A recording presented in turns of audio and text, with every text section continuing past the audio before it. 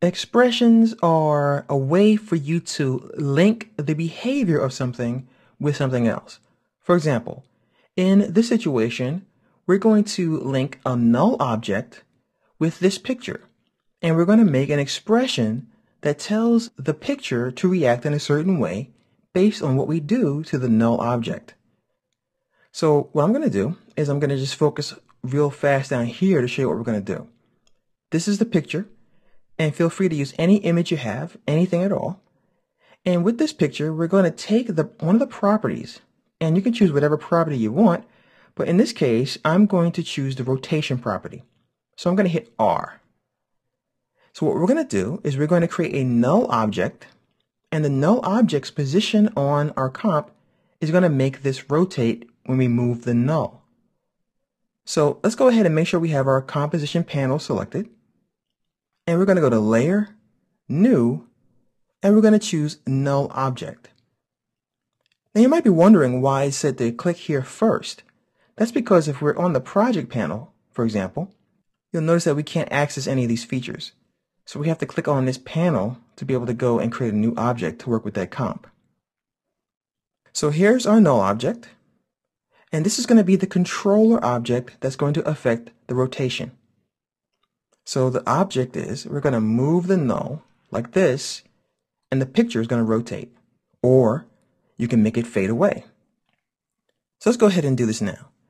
You notice that we have our timeline, and we also have our property, and we also have our stopwatch. Well, typically when you click on the stopwatch, all you're going to do is enable the animation. But we're going to Alt-click on the stopwatch, and you'll notice that we have red text here.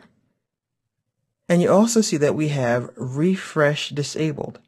So it's going to tell us to finish editing our text to refresh our view. So what I'm going to do is just ignore that for now. And we're going to twirl this open. And the null is what we're going to use to affect the rotation. So we're going to hit P for the null. So how are we going to link these two properties together? How do I get this expression, rotation, to be linked to this guy here?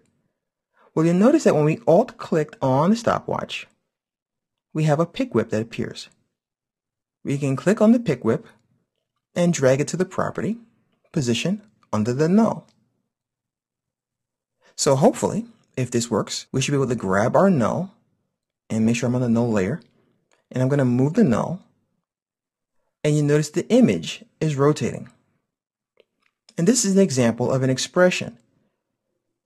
This can simplify complicated animations. For example, the hands of a clock, or anything that has to be connected to something else. So instead of animating everything, you can animate one or two things and have a whole chain of events occur. So what I'm going to do, I'm going to undo a couple times. And I'm going to change the null position. And I'm going to link the position this time to the opacity of this layer. So I'll hit T on my keyboard. And once again, we're going to Alt-click on the stopwatch. And this time we're going to drag the pick whip back to the position again. And when we click on the null and we move it, the image should fade away. So I'll move it over here. And there you go. So that's a basic look at expressions. They can be rather complicated, so this was just a quick teaser as to how you build them. The rule of thumb is, think about what you want to achieve first. For example, I want this picture to rotate, or I want this picture to turn invisible. Then create your controlling object, such as your null. Then Alt-click on the stopwatch of the thing you're trying to affect, and link it with the pick whip to the null or the controller. And that is how you can build simple expressions.